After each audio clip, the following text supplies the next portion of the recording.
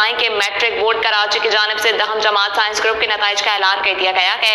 इसी हवाले से मजीद तफसीलात जानते हैं नुमाइंदा के 21 न्यूज मोहम्मद सुहेब से। जी सुहेब, आगाह कीजिएगा। जी देखिए, आज मैट्रिक बोर्ड कराची की जानिब से दहम जमात साइंस ग्रुप के नताइज का ऐलान किया गया है।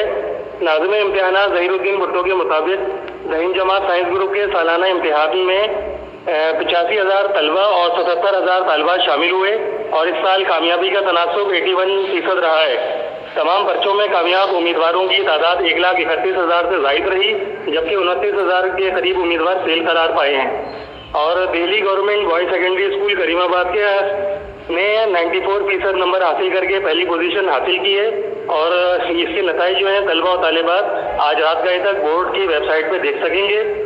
और इसके साथ साथ आपको एक चीज़ और वाजे कर दें कि मैट्रिक बोर्ड कराची में पिछले दिनों में जो हालात चल रहे थे उसमें आज आने वाला रिजल्ट मुमकिन नहीं था।